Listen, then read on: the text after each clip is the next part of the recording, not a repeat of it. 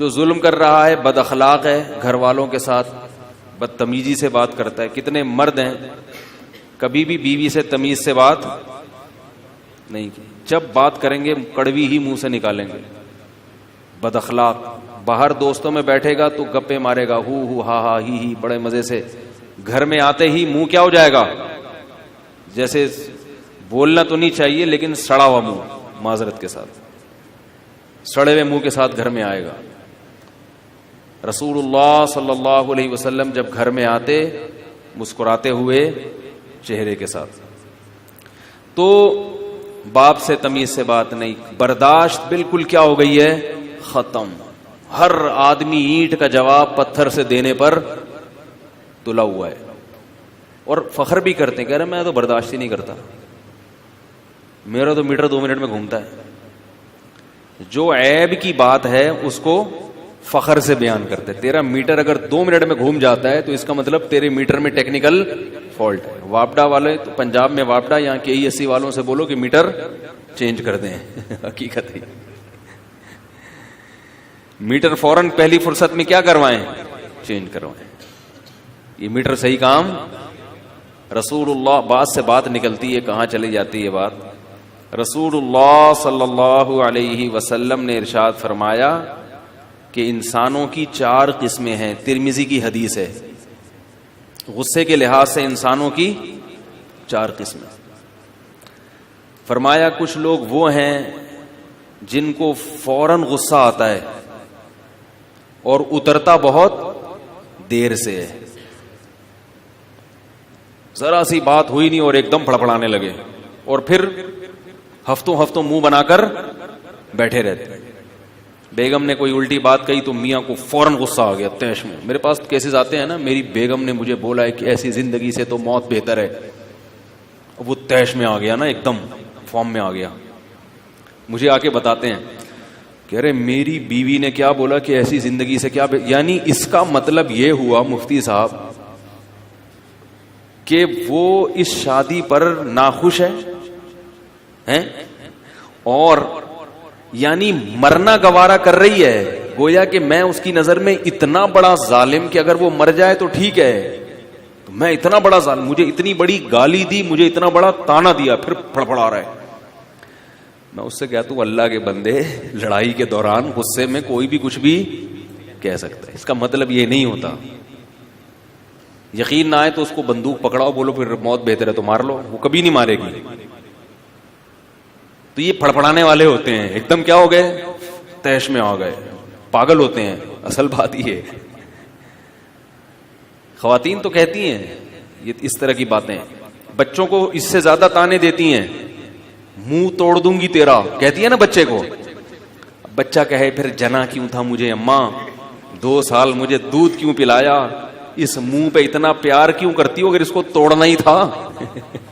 کیا خیال ہے، کہتی نہیں تیری کینچی سے زبان کاٹ دوں گی، کہتی ہے نا. بچے میں اتنا شعور نہیں ہوتا، لہذا وہ فارم میں اس کو پتا ہے نہیں کاٹے گی زبان. یہ ڈائلاگ ہیں. لیکن ان محترم کا میٹر کیا ہے، ہر وقت کیا رہتا ہے، شارٹ. ان کو اگر کہہ دیا کہ اس سے تو اچھا تھا شادی ہی نہ ہوتی، تو ایک دم کیا آ گئے، فارم میں آ گئے. تو یہ پاگل ہونے کی نشانی. تو آپ صلی اللہ علیہ وسلم نے ارشاد فرمایا پہلی قسم کے وہ لوگ ہیں فوراً غصہ آتا ہے اور جاتا. اب ان کو سمجھاتے رہو، سوری بھی کر لو، ان پہ سوری کا اثر. ایک بات کان کھول کے سن لیں، میں اپنے آپ کو بھی یہ چیزوں کا خطاب کرتا ہوں کہ میں بھی اپنے آپ کو بھی تو بھی سن لے. دیکھو غلطی کرنا یہ بھی جرم ہے، لیکن غلطی کرنے کے بعد سوری کر لینا یہ اس جرم سے زیادہ بڑی نیکی ہے. نہیں یاری بات میرا خیال ہے. غلطی سے بچنا آسان ہے انسانوں کے حق میں، اللہ کے معاملے میں تو گناہ کرنا آسان ہے، توبہ کرنا مشکل ہے. لیکن انسانوں کے توبہ کرنا اور آسان ہے، کیونکہ اللہ کوئی آر تو نہیں دلاتے نا. لیکن انسان کے سامنے، انسان کی جب حق میں جب آپ غلطی کرتے ہیں تو غلطی کرنا آسان، سوری کرنا بہت مشکل. آپ نے کسی کے ساتھ ناانصافی کی, اس پر آپ کو جو گناہ ملا وہ ترازو کے پلڑے میں رکھیں. مثال کے طور پر اس کا وزن 1 کلو ہے. اس کا وزن کتنا ہے اس گناہ کا؟ 1 کلو. آپ نے بعد میں سوری کی, اس کا جو نیکی کا وزن ہے وہ 1 کلو نہیں بلکہ 1.5 کلو یا 2 کلو وزن ہوگا اس کا. کیونکہ انسان کے سامنے سوری کرنا آسان, اللہ کے سامنے تو انسان کی کوئی حیثیت نہیں ہے, سوری بھی کر لیتا ہے, گناہ کرے گا توبہ کرے گا. انسان اپنے جیسے کے سامنے جھک جائے, معذرت کر لے, یہ بہت, بولو بھائی, مشکل کام ہے. تکبر آڑے آ جاتا ہے. تبھی تو قرآن میں اللہ نے ارشاد فرمایا نا, یہ حدیث رہ نہ جائے 4 آدمیوں والی. رسول قرآن میں اللہ کا کیا ارشاد ہے؟ اللہ تعالی نے 3 طرح کے لوگوں کا ذکر کیا سورہ بقرہ میں. فرمایا وَمِنَ النَّاسِ من, لوگوں میں بعض ایسے ہیں, یقول ربنا آتنا فی الدنیا حسنہ, جو کہتے ہیں اللہ دنیا میں بھی بھلائی چاہیے آخرت میں بھی. اور فرمایا کہ ان میں بعض ایسے ہیں اخذتہ العزت بالاثم, انہیں جب ان کے گناہ پر تنبیہ کی جاتی ہے تو عزت ان کو اس گناہ پر اور مجبور کر دیتی ہے. ان کی جو معاشرے میں ٹور بنی ہوئی ہے نا, ایک مقام بنا ہوا ہے, تو اگر ان کو تنبیہ نہ کرتے تو شاید یہ گناہ چھوڑ دیتے. لیکن اب چونکہ کہہ دیا کہ آپ میں حضرت جی یہ غلطی ہے, تو اب حضرت جی غلطی ماننے کے لیے تیار نہیں ہے, کیونکہ ان کا یہ خیال ہے کہ اب اگر میں نے چھوڑی تو لوگ کہیں گے میں نے بتائی تھی اس لیے چھوڑ دیے. نہیں آ رہی بات. ہم جب سوئمنگ سیکھتے تھے نا بچپن میں, بچے تو بڑے شرارتی ہوتے ہیں, تو ہمیں جیسے کیا ہوا کہ مجھے بھی کافی حد تک سوئمنگ آتی تھی, تو اب جیسے ہر ایک فنٹر بننے کی کوشش کرتا ہے. اتنے بچے بھی نہیں تھے, کالج کے زمانے کے قریب کی بات ہے. تو کسی نے آ کے نا ہمارے ایک دوست نے مجھے بتایا کہ بھئی یوں کرتے ہیں, ایسے ایسے ہاتھ چلاتے ہیں. تو مجھے پہلے سے پتا تھا کہ کیسے چلاتے ہیں ہاتھ, لیکن میں نے اس کو خوش کرنے کے لیے ایسے ایسے چلانا شروع کیا. تو دوسرے کو بتا رہے کہ میں نے بتایا ان کو وہ دوسرے دوست کو بتا رہے کہ یہ ان کو کیا ہے. تو میں نے کہا آپ نے نہیں بتایا, مجھے پہلے سے پتا تھا. اب دیکھو ہمیں بھی اپنی انسلٹ محسوس ہوئی. کیا خیال ہے کہ یار میں اگر اس کے بتانے سے یوں کر رہا ہوں تو یہ بڑا بن جائے گا اور میں کیا بن جاؤں گا, چھوٹا بن جاؤں گا. تو مجھے تو خیر اس پہ غصہ آ رہا تھا کہ میں تو خام میں نے پوچھا تھا کہ آپ بتاؤ. تو بعض لوگوں کی عادت کیا ہے کہ وہ کوئی غلطی کر رہے ہوتے ہیں, ممکن ہے چھوڑ دیں وہ, لیکن اگر آپ نے ان کو بتا دیا کہ یہ غلط ہے, اب وہ چھوڑنے کے لیے تیار نہیں ہوتے, بلکہ ہیل اور حجت کر کے اس غلطی کو صحیح قرار دینے کی کوشش میں لگ جاتے ہیں. اسی کو قرآن نے فرمایا اخذتہ العزہ, مشرکین مکہ کے ساتھ کیا ہوا تھا, انا کا مسئلہ بنا لیا. انا کا مسئلہ, ہم کیوں ایمان لائیں ایک یتیم پر, جو یتیم ہے ہمارے سامنے پلا بڑا اور غریب بھی ہے, اس کو اللہ نے کیسے نبی بنا دیا, اس کو ہم بڑا کیسے مان لیں. بہت سے لبرل لوگ دین سے صرف مولویوں کی وجہ سے دور رہتے ہیں. کہتے ہیں ان مولویوں کو تو انگلش نہیں آتی, ہمیں تو انگلش بھی آتی ہے. ان مولویوں نے تو پی ایچ ڈی نہیں کیا ہوا, ہم نے پی ایچ ڈی کیا ہوا ہے. ہمارا لباس ان کے لباس سے بہتر, ہمارے پاس دولت ان سے زیادہ. تو یہ اگر اچھی بات بھی کریں گے تو ہماری سمجھ میں کہ ہم ان کو کیوں مانیں. وہی بات کوئی پروفیسر کر دے گا, تھوڑا سا انگلش درمیان میں لے آئے گا, وہ ایکچولی کا اضافہ کر دے گا, ٹھیک ہے نا. واقعی مولانا صاحب کہیں گے بھائی واقعی میں ایسا ہے, وہ کہے گا actually it isn't possible for you to do دس.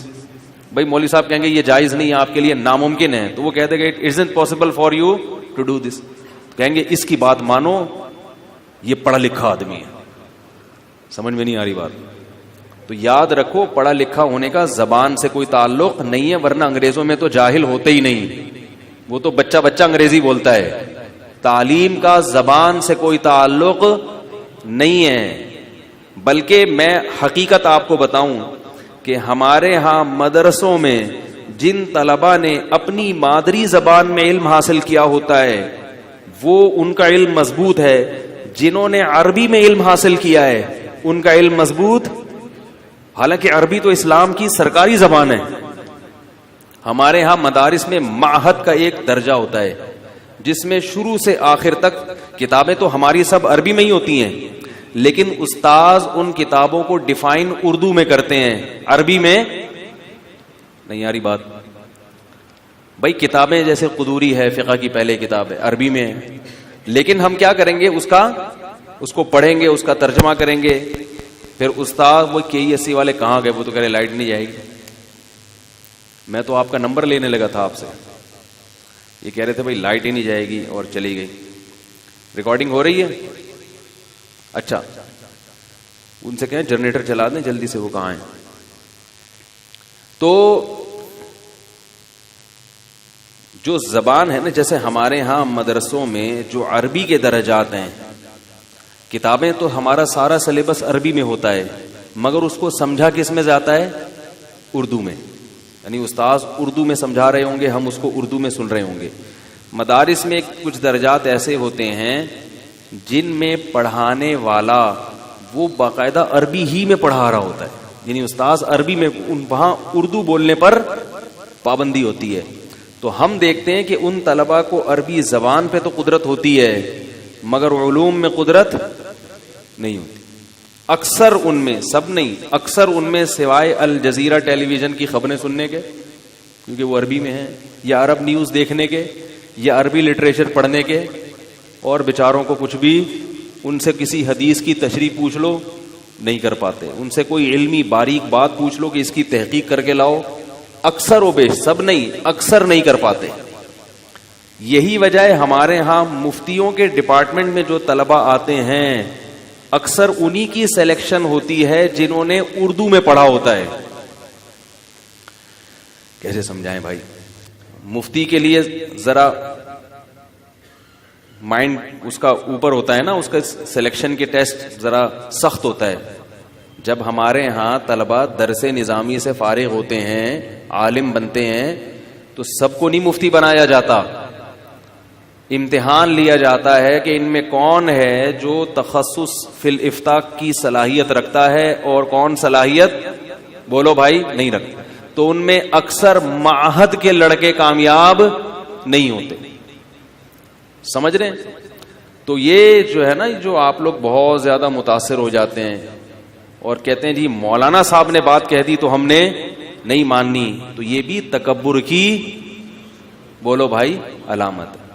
زبان سیکھنا اچھی بات ہے، انگلش سیکھنا تو اور اچھی بات نہیں بلکہ اس زمانے میں ضروری ہے، مگر اس کو حق اور باطل کا کرائیٹیریا یا فضیلت کا معیار سمجھنا غلط ہے. سمجھ رہے ہو کہ نہیں سمجھ رہے؟ حضرت مفتی محمد تقی عثمانی صاحب کی انگلش بہت ہی خاندانی ہے، ججز کی غلطیاں نکال دیتے ہیں وہ انگلش میں، مگر پورا بیان اردو میں کرتے ہیں، پورا بیان اردو میں کرتے ہیں. خیر، تو اللہ تعالیٰ قرآن میں کیا فرماتے ہیں کہ بعض لوگ ایسے ہوتے ہیں کہ جب ان سے انہیں گناہ پر تنبیہ کی جاتی ہے تو ان کی عزت انہیں گناہ پر اور زیادہ مضبوط کر دیتی ہے. فحسبہ جہنم، فرمایا ایسے لوگوں کے لیے جہنم کی آگ کافی ہے، ان کا اس کے علاوہ کوئی ٹھکانہ. کہ آپ کو ایک بات بتائی جا رہی ہے تو آپ تو شکریہ ادا کرو کہ اس نے میرے عیب پر مطلع کیا، آپ بجائے شکریہ ادا کرنے کے اور زیادہ گناہ پر جری ہوتے چلے جا رہے ہیں. تو میں یہ عرض کر رہا تھا کہ نبی صلی اللہ علیہ وسلم نے فرمایا کتنی قسمیں ہیں؟ 4. فرمایا وہ لوگ جنہیں غصہ جلدی آتا ہے اور جاتا دیر سے، یہ سب سے بدترین لوگ ہیں، یہ سب سے بدترین لوگ، یہ معاشرے کے لیے ناسور ہیں. یہ نہ گھر میں تمیز سے چل سکتے ہیں، نہ محلے میں، نہ دفتر میں، ہر جگہ توڑ پھوڑ، ادھر پٹخ ادھر منہ پھوڑ دیا. اور پھر آج کے دور میں ایک اور بدعت کیا ہے کہ یہ اس حماقت کو کیا سمجھتے ہیں؟ کمال. میں نے بتایا نا کیا کہتے ہیں، میرا میٹر 2 منٹ میں، فخر سے بتاتا ہے کہ میں برداشت نہیں کرتا بھائی، میں ایسا آدمی نہیں ہوں. تو گناہ بھی اور اوپر سے اس حماقت پر فخر بھی. بعض صحابہ جب نبی کے پاس آتے تھے، آپ صلی اللہ علیہ وسلم سے کہتے تھے ہمیں نصیحت کریں، تو آپ انہیں صرف ایک نصیحت کرتے تھے کہ غصہ مت کرو. لا تغضب لا تغضب لا تغضب. صحابی پوچھتے رہے یا رسول اللہ کوئی اور نصیحت کریں. آپ نے فرمایا لا تغضب, غصہ مت کرو. پھر کہا یا رسول اللہ کوئی اور نصیحت کریں. پھر فرمایا لا تغضب فردد مرارا. حدیث میں آتا ہے بار بار آپ یہی نصیحت کرتے رہے, کیونکہ آپ صلی اللہ علیہ وسلم جانتے تھے کہ ان سے جو کوتاہی بھی ہوتی ہے کس بنیاد پر ہوتی ہے. نارمل کنڈیشن میں کبھی ایسے کام نہیں کرتے جس پہ پچھتاوا ہو, ہمیشہ غصے میں ایسے کام کرتے ہیں. تو یہ بات خوب سمجھ لیں کہ غصہ کوئی اچھی چیز بولو بھائی نہیں. اور آج کل جو مختلف ٹرینرز ہیں نا یوٹیوب وغیرہ پہ یا مختلف جگہوں پہ, آپ نے دیکھا ہوگا بہت سے لوگ جن کو موٹیویشن یعنی ٹرینر کہا جاتا ہے کہ جو آپ کو موٹیویٹ کرتے رہتے ہیں مختلف جگہوں پہ. میں نے ان میں بعض لوگوں کو دیکھا کہ وہ یہ کہتے ہیں کہ غصے کو برداشت کرنے سے نقصان ہوتا ہے, لہذا غصہ کیا کر دیا کرو, چلو اگر سامنے والے پر غصہ جاری کرنا غلط ہے تو کچھ کسی اور طریقے سے کر لو, بھاگو یا کچھ کرو. مجھے ان کے اخلاص پہ کوئی شبہ نہیں, ان کی اپنی تحقیق ہے, جو ان کی سمجھ میں آیا انہوں نے بیان کر دیا, مگر یہ چیز شریعت کے خلاف ہے. اصل میں بعض جب چیزوں کی ہم تحقیق کرتے ہیں تو سرسری طور پر دیکھتے ہیں, شریعت جب کوئی بات کرتی ہے نا تو اس کی بہت گہرائی میں جا کے. غصہ برداشت کرنا, حدیث میں کیا آتا ہے, غصے میں وضو کرو, چلتا ہوا آدمی کھڑا ہو جائے, کھڑا ہوا آدمی بیٹھ جائے. جبکہ ٹرینرز کیا کہتے ہیں, بیٹھے ہوئے ہو تو چلو, چلتے ہوئے ہو تو دوڑو, تاکہ آپ کی جو انرجی ہے نا وہ یوٹیلائز ہو جائے کسی اور کام میں. عقلی لحاظ سے بڑی مضبوط دلیل ہے. نہیں یاری بات سمجھ میں بھائی, عقلی لحاظ سے نا غصے میں آپ میں ایک بم بن جاتے ہو نا آپ, تو بجائے بیوی پہ پھٹنے کے کہیں اور پھٹ جاؤ جا کے. یعنی ان کا مقصد یہ ہے کہ برداشت کرنے کے بجائے بہتر ہے کہ اس انرجی کو کسی اور طریقے سے یوٹیلائز کر لیں. تو وقتی طور پر تو یہ بہت اچھا علاج ہے, مگر شریعت میں الکاظمین الغیظ, اللہ نے تعریف فرمائی ان لوگوں کی جو غصے کے کڑوے گھونٹ کو پی جاتے ہیں. شریعت کیا کہتی ہے, یوٹیلائز مت کرو بلکہ نگل لو. اب ڈاکٹروں کی جو سائیکیٹرک ہے نا اس کا ذہن اس طرف تو جاتا ہے کہ پینے سے جو نقصان ہو رہا ہے, اعصاب پہ بہت برا اثر پڑتا ہے جب آپ غصہ پیتے ہیں. ارے بھائی ایک دم پھٹ جاتے ہیں نا اندر سے آدمی بہت, لیکن شریعت دیکھتی ہے دور تک. یہ بات بتا کے میں اصل موضوع کی طرف آتا ہوں, ٹاپک چل پڑا ہے. یہ بات خوب یاد رکھیں, انسان کی جو پاور اور جو طاقت استعمال ہوتی ہے, استعمال ہونے سے وہ روز بروز اور قوی ہوتی چلی جاتی ہے. نہیں آ رہی بات. دیکھو اگر آپ ہاتھ سے وزن اٹھاؤ, ہاتھوں کا کام کیا ہے, وزن اٹھانا, یہی ہے نا. ابے کیا ہو گیا بھائی, منہ کا کام ہے بولنا, تو بولو نا یار. ہاتھوں کا کام کیا ہے, وزن اٹھانا, اور بوقت ضرورت چپیٹ مار دینا, اور کبھی کبھار مکہ مار دینا. تھپڑ, مکہ اور وزن. اگر آپ اس سے وزن اٹھانا شروع کرو گے تو چپیٹ مارنے کی صلاحیت میں اضافہ نہیں ہوگا, وزن اٹھانے کی صلاحیت میں کیا ہو جائے گا. آج 2 کلو کا بٹا اگر 5 کلو کا, پھر دیکھو باڈی بلڈر کیا کیا اٹھا لیتا ہے. اگر تھپڑ مارنا سیکھا, روزانہ تھپڑ مارتے رہے, تو ایک دن آپ کے تھپڑ میں ایسی طاقت پیدا ہوگی کہ ایک لگے گا اور سامنے والے کا منہ گھوم جائے گا. مکہ اگر مارتے رہے تو باکسر بن جاؤ گے. باکسنگ کے لیے خوراکیں نہیں کھانی پڑتی, بار بار مکے مارنے پڑتے ہیں. تو جب آپ غصے کی جو طاقت ہے اس کو یوٹیلائز کرو گے نا, تو غصے کی قوت آپ کے اندر روز بروز بڑھے گی. اور اگر اس کو پینا سیکھ لیا, سمجھ رہے ہو, وقتی نقصان ہوگا, آہستہ آہستہ غصہ آپ کا کم ہوتا چلا جائے گا. کیونکہ پینا بڑا مشکل ہے. انسان کہتا ہے کہ یار میں اس کو پینا ہی پڑے گا تو میں کنٹرول ہی کیوں نہ کر لوں, اور پینا آسان بھی ہوتا چلا جائے گا. کیونکہ پی رہا ہے نا تو پینے کی طاقت, لہذا پہلی دفعہ پینے میں جو اعصاب کو نقصان ہوا تھا وہ دوسری دفعہ میں وہ نقصان بلکہ اعصاب میں غصے کو پینے کے یعنی صلاحیت کیا ہو جائے گی, بڑھ جائے گی. دیکھو جن کو زندگی میں کبھی کوئی غم ہی نہیں ہوتا, تھوڑا سا غم ہو تو کیسے پاگل ہو جاتے ہیں, اور جو غموں میں بڑے ہوئے ہوتے ہیں, چھوٹے موٹے غم کوئی ویلیو, کیونکہ ان کو غم برداشت کرنے کی کیا ہو گئی ہے, عادت. تو خیر اس لیے بھائی یہ غصہ اچھی چیز نہیں ہے. تو دوسرا آپ صلی اللہ علیہ وسلم نے فرمایا وہ لوگ ہوتے ہیں جن کو غصہ جلدی آتا ہے مگر جلدی چلا جاتا ہے.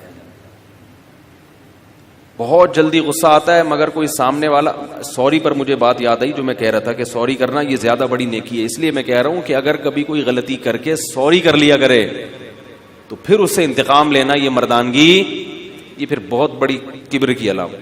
اکثر میاں بیوی کے جھگڑوں میں ایسا ہوتا ہے, لوگ مجھے بتاتے ہیں کہ میری بیوی نے سوری کر لی مگر میں نہیں مان رہا. تو میں کہتا ہوں اللہ کے بندے جب سوری کر لی, اس زمانے میں خاتون اگر سوری کر لیں ہیں تو اس بیوی کے تو پاؤں دھو دھو کے پیو اللہ کے بندے. اس نے مان لیا کہ غلطی کس کی تھی, میری تھی. اتنی نیک بیوی تمہیں اللہ نے دے دی. اور اگر مرد سوری کر لے تو عورت کو چاہیے کہ وہ ناک منہ چڑھا کے نہ بیٹھے, بھائی ٹھیک ہے ان منع کے ابا ہیں, کوئی تو رشتہ ہے. تو اولاد ابا کے سامنے سوری کر لے تو پھر ابا کو چاہیے کیا کریں, تھوڑا سا نرمی. ابا اولاد کے سامنے بار بار سوری نہ کیا کرے, اس سے اولاد بگڑتی ہے. ابا سے غلطی ہو گئی تو ابا ابا ابا ابا ہونا ثابت کرے, ابا بولے ہو گئی تو ہو گئی. یہ نہیں کہ بعض لوگ اولاد کے سامنے بار بار ایکسکیوز کر رہے ہوتے ہیں, یہ شریعت کے مزاج کے, سمجھ میں آ رہی ہے بات, یہ مزاج کے. باپ اگر بیٹے کے سامنے سوری کر رہا ہے تو یہ بیٹے کے نالائق ہونے کی علامت.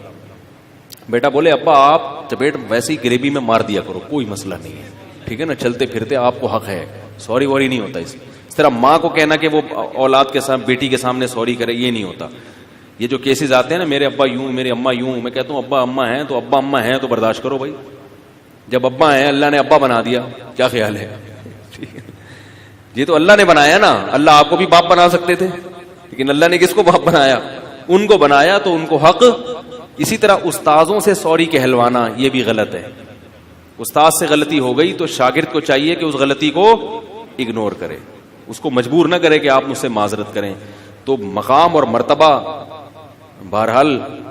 اور یہ بھی میں کہتا ہوں خواتین سے, شوہر کو چاہیے کہ سوری کر لے, لیکن اگر نہ بھی کرے تو اگر بنیادی حقوق پورے کر رہا ہے تو اس کو بھی سوری کر لے تو اچھی بات ہے, مگر کیا کریں کہ بھئی اس کا بھی حق ہے, گھر کا کرایہ دیتا ہے, گیس بجلی کا بل دیتا ہے, بچوں کی اسکول کی فیسیں دیتا ہے. جب بھی میسج بھیجو واپسی پہ 6 انڈے لیتا ہوا آتا ہے گھر میں, 1 پاؤ دہی, 1 دھنیا کی گڈی اور ہری مرچیں لیتا ہوا آتا ہے گھر میں. تو اگر وہ کبھی آگے پیچھے تھوڑا بہت اس سے غلطی ہو جائے تو بغیر سوری کے کیا کر دیا کریں, اور سوری کر لے تو سبحان اللہ, پھر تو سبحان اللہ. لیکن اگر زیادہ بدماشیاں کر رہا ہے پھر مسئلہ پھر ایک الگ بات ہے. تو نبی صلی اللہ علیہ وسلم نے کیا فرمایا, مجھے بڑا غصہ آتا ہے جب کوئی غلطی ہو, آدمی سوری کرے نا اور پھر وہ اڑا رہے. ہاں کسی کے سوری کا آپ کو پتا ہے کہ یہ سوری اس لیے کر رہا ہے کہ دوبارہ کرے. بعض ایسے بھی ہوتے ہیں کہ ابھی تو معاملہ رفع دفع کرو, پھر ایک تھپڑ مار کے اس کو سیٹ کروں گا. وہ 2 نمبر آدمی ہیں, وہ ایک الگ بات ہے, پھر آپ اس کو معاف نہ کریں تو ٹھیک ہے. تو دوسرا وہ شخص جس کو غصہ جلدی آتا ہے مگر جاتا بھی جلدی. اور تیسرا وہ شخص جس کو غصہ آتا تو دیر سے ہے مگر جاتا نہیں, سوری, دوسرا وہ شخص ہے جس کو غصہ جلدی آتا ہے مگر جاتا بھی کیا ہے, جلدی ہے. تو ایک عیب اس میں ہوا کہ آتا جلدی ہے, اور ایک خوبی ہوئی کہ جاتا بھی جلدی ہے. اور تیسرا نبی صلی اللہ علیہ وسلم نے فرمایا بعض لوگ ایسے ہیں کہ جن کو غصہ آتا تو جلدی نہیں ہے, دیر سے ہے, مگر جاتا بھی دیر سے. ان میں خوبی کیا ہے کہ جلدی غصے نہیں ہوتے, اور ایک خامی کیا ہے کہ جب ہوتے ہیں تو پھر منہ بنا کے بیٹھے رہتے. اور فرمایا چوتھا وہ شخص ہے جس کو غصہ آتا بھی دیر سے ہے اور جاتا جلدی ہے. تو فرمایا سب سے افضل کون ہے, یہ چوتھا. نہیں آ رہی بات سمجھ میں. فرمایا تیسرا اور دوسرا بالکل کیا ہیں, ایک جیسے ہیں, دونوں میں ایک خوبی اور ایک خامی. سب سے افضل چوتھا، سب سے بدتر پہلا. یہ نہیں فرمایا کہ ایسا بھی کوئی قسم ہے جس کو غصہ آتا ہی نہیں ہے. 5 قسمیں بھی تو بیان کر سکتے تھے نا بھائی. کیا ہو گیا؟ 5 قسمیں نبی بیان کر دیتے کہ ان میں سب سے بڑا وہ چیمپئن وہ ہے جس کو کبھی غصہ آتا ہی نہیں ہے. جب آتا ہی نہیں ہے تو جانے کی ضرورت ہی کیا ہے؟ ایسے چیمپئن ہمیں بولو بھائی نہیں چاہیے. کیونکہ غصہ اللہ نے آپ کے اندر آپ کے ڈیفنس کے لیے اور دفاع کے لیے رکھا ہے. یہ نیچرل ہے. اگر آپ میں آپ بالکل غصہ لیس ہو جائے نا تو دنیا آپ کو کچا چبا کے کھا جائے گی. اللہ نے کوئی بھی انسان کے اندر صلاحیت فضول میں نہیں رکھی، کسی وجہ سے رکھی ہے کہ جب انسان حق پر ہوتا ہے پھر بھی ناانصافی ہو تو غصہ اس کے اندر ایک پاور پیدا کر دیتا ہے. تبھی لوگ ڈرتے ہیں کہ بھائی یہ تیش میں نہ آ جائے، اتنا نہیں ترساؤ کہ یہ کیا ہو جائے. کیونکہ جب غصے میں انسان آتا ہے نا تو پھر اس میں ایک الگ سے انرجی پیدا ہو جاتی ہے، ایک دم پڑاخ پڑوخ کر کے وہ پھر انجام کو نہیں دیکھتا. تو ہر آدمی میں یہ غصے کی صفت اللہ نے رکھی ہے، تو لوگ اس وجہ سے ایک دوسرے سے تھوڑا تھوڑا ڈرتے رہتے ہیں. اور یہ اللہ نے جانوروں میں بھی رکھی ہے. دیکھیں عجیب قدرت ہے. میں نے یہ جانوروں میں مشاہدہ خود کیا ہے. جانور جب حق پر ہوتا ہے نا تو اس میں غصے کا امکان زیادہ ہوتا ہے. کتا زیادہ طاقتور ہے یا بلی؟ بولو بھائی. کتا کچھ کھا رہا ہو، بلی اس کے قریب آئے، یہ بلی یہ سوچتی نہیں ہے. کتا کچھ کھا رہا ہے نا، بلی دور سے بس معصوم نگاہوں سے دیکھتی رہے گی، نہ اس کی دم پھولے گی نہ اس کو غصہ آئے گا. اس کو پتا ہے بھائی میں کمزور ہوں، یہ کیا ہے. کتنی ہی بھوک لگ رہی ہو بلی کی مگر ٹھنڈے پیٹوں برداشت کرے گی. وہ کبھی بھی ایسی حماقت کی کوشش نہیں کرے گی کہ کتے سے خامخواہ میں پنگا لینا. اسے پتا ہے یہ کتا کتے پنے پہ نہ اتر آئے کہیں. کیا خیال ہے؟ یہ جو کتا ہے یہ کہیں کتے پنے پہ نہ اتر آئے. لیکن میں نے یہ تجربہ کیا ہے کہ بلی کے سامنے کوئی چیز ڈالیں اور پھر کتا دیکھ رہا ہو، پھر کتے کی بالکل وہی کیفیت ہوتی ہے جو تھوڑی دیر پہلے بلی کی کیفیت تھی. حالانکہ کتا طاقتور ہے، قریب آ کے بلی کو ایک چماٹ مارے، بلی دور جا کے گھرے اور بوٹی اٹھا کے چلا جائے. لیکن اس وقت کتے میں کانفیڈنس. ایک میں نے اپنی آنکھوں سے منظر دیکھا، بلی کے سامنے گوشت پڑا ہوا ہے، دل کس کا چاہ رہا ہے؟ کتے کا. کتا کتے پن پہ آ گیا. بھائی اس کو کھانے دے شرافت سے، جیسے تجھے بھوک لگتی ہے اس کو بھی لگتی ہے، لیکن کتا تو کتا ہے. قریب آیا، بھائی یہ منظر اپنی آنکھوں سے دیکھ رہا ہوں. اب جب قریب آیا نا تو بلی نے ایسا کر کے دیکھا، بولے کیا مسئلہ ہے تمہارے ساتھ؟ بلی ایک دم حملہ نہیں کر رہی ہے، ڈر بھی رہی ہے نا. اس سے صرف پوچھ رہی بھائی پرابلم کیا ہے، ایسے نا میاؤں کر کے. کتے نے کہا ویسے ہی میں بات چیت کے سلسلے میں اسی ملاقات کے سلسلے میں حاضر ہوا تھا. بلی نے پھر اس کو آنکھیں دکھائیں. اب بلی کی دم آہستہ آہستہ کیا، اور اب وہ غصہ جو قدرت نے ڈیفنس کے لیے. اب بلی کمزور ہے، وہ نہیں لڑ سکتی. صرف ایک صورت میں لڑ سکتی ہے کہ اس کے اندر غصہ پیدا ہو جائے. سمجھ میں آ رہی ہے بات؟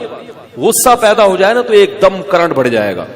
تو میں نے دیکھا کہ اب کتا کی سمجھ میں آئی نہیں بات. وہ کتا کتے پنے پہ اترا ہوا تھا، آہستہ آہستہ آہستہ آہستہ قریب جا رہا ہے. بلی جو ہے نا صبر کر رہی ہے، صبر کر رہی ہے. جیسے ہی وہ بالکل قریب پہنچا، بلی نے جو رکھ کے چپیڑ مارا ہے اس کے.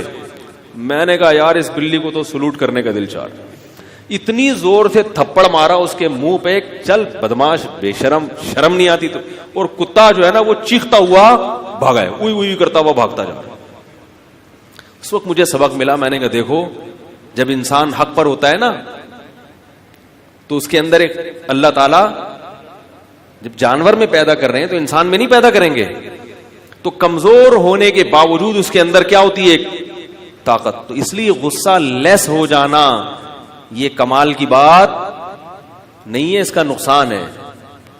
اور کسی کو غصے میں دیکھ کر بدگمان ہونا کہ یہ حضرت جی ہو کے غصہ کرتے ہیں، تو یہ بھی غلط ہے. بھائی حضرت جی کو جب زیادہ پریشان کرو گے تو حضرت جی کا میٹر گھومے گا.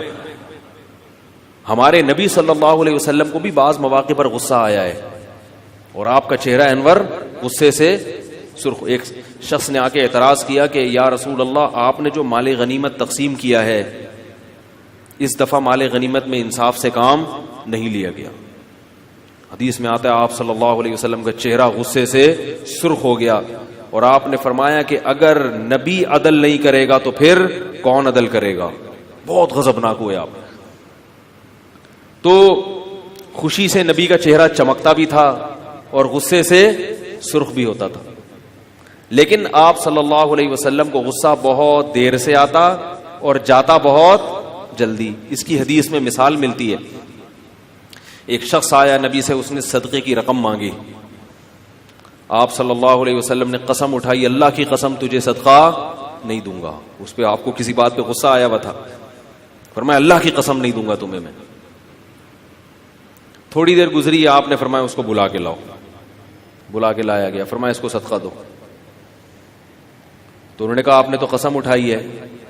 تو آپ صلی اللہ علیہ وسلم نے فرمایا من حلف علی یمین فرآ غیرها خیرا منها فلیکفر عن یمینها ولیأتها بما حلف او کما قال صلی اللہ علیہ وسلم. فرمایا جو شخص کسی بات پہ قسم اٹھا لے اور بعد میں پتہ چلے کہ یہ کام تو اچھا ہے, کرنے کا کام ہے, تو اسے چاہیے کہ قسم توڑ دے اور قسم کا کفارہ دے. صدقہ تو اچھا کام ہے, مجھے بعد میں خیال پیدا ہوا کہ اس آدمی کو صدقہ دینا چاہیے. کیا کرنا چاہیے؟ صدقہ دینا چاہیے. کوئی بات نہیں, لے جاؤ, میں قسم کا کفارہ ادا کر دوں گا. ہمارے ہاں کیا کہتے ہیں, ہمارا زبان کیا ہے, کہتے ہیں کہ ہماری زبان کیا ہے, ایک, جو بول دیا پتھر پہ لکیر, ختم. بھائی تو کسی فلم کا ہیرو ہوگا ہے بھائی, شوٹنگ کر لے جا کے, کوئی فلم بنوا لے, اس میں یہ ڈائلاگ اچھے لگتے ہیں. بھائی ایک وقت آپ کی رائے یہ تھی, اب رائے چینج ہو گئی.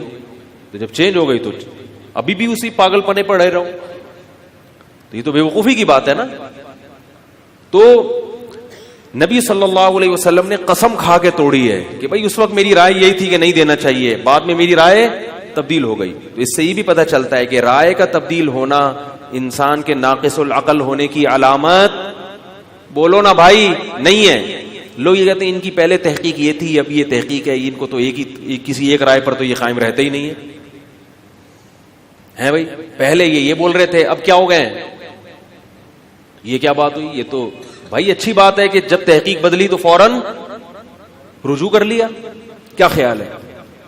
ڈاکٹر ذاکر نائک صاحب, اللہ تعالیٰ ان کی عمر برکت دے, میری جب ان سے کچھ تھوڑی سی بات ہوئی طلاق ثلاث کے مسئلے پر, تو انہوں نے کہا پہلے میری تحقیق یہی تھی کہ 3 کتنی ہوتی ہیں, 1 ہوتی ہیں. اب مجھے کچھ میں نے اسٹڈی کی تو پتا چلا کہ اس مسئلے میں کیا ہے, اختلاف ہے, اور دوسری رائے بھی وزن رکھتی ہے. میں نے ان سے کہا نہیں, لیکن میرا دل چاہ رہا تھا کہ میں کہوں کہ حضرت مزید تحقیق کریں گے تو اندازہ ہوگا کہ یہ دوسری ہی صحیح ہے, پہلی والی صحیح. سمجھ میں نہیں آ رہی بات, نہیں ہے. لیکن میں نے کہا نہیں, کیونکہ میں ان کو نصیحت کرنے, اور نہ میں اس قابل بھی نہیں سمجھتا اپنے آپ کو کہ ان کو نصیحت کرنے جاؤں. تو بڑے علماء اگر کوئی بات کریں تو الگ بات ہے. تو مجھے ان کی یہ بات اچھی لگی. انہوں نے یہ بات کہی کہ انہوں نے کہا آدمی جب تحقیق کرتا ہے تو رائے اس کی دل ہوتی ہے. اچھی بات ہے, اعتراف کر لیا. تو انسان سے خطا ہوتی ہے, وہ شخص برا نہیں ہے, وہ شخص نیک نہیں ہے جس سے خطا ہی نہ ہو. ایسا تو دنیا میں کوئی بھی نہیں ہے. رسول اللہ صلی اللہ علیہ وسلم نے فرمایا کہ اللہ تعالیٰ فرماتے ہیں یا بنی آدم کلکم خطاؤن, اے بنی آدم تم سب غلطی کرنے والے ہو. وخیر الخطائین التوابون, بہترین غلطی کرنے والے وہ ہے جو توبہ کر لیں. تو اس سے پتہ چلتا ہے کہ بھئی رائے بھی چینج ہو سکتی ہے انسان کی. تو آپ صلی اللہ علیہ وسلم نے قسم اپنی توڑ دی. تو اس سے پتہ چلتا ہے کہ لوگ آج بات بات پہ قسم اٹھانے, میں تیرے سے بات نہیں کروں گا, اپنی ماں سے بات نہیں کروں گا. بیٹی قسم اٹھا لیتی ہے, ماں قسم اٹھا لیتی ہے بیٹی سے بات نہیں کروں گی. تو بھئی جیسے غصہ ٹھنڈا ہو, قسم توڑ کے کیا کرو, کفارہ دو. کیونکہ رشتہ داری توڑنا شریعت میں پسندیدہ کام نہیں ہے. تو سب سے اچھا کون ہے؟ جس کو غصہ دیر سے آئے اور جائے جلدی. بہت دیر سے آیا مگر چلا بہت جلدی جاتا ہے. تو یہ سب سے اچھی صفت ہے.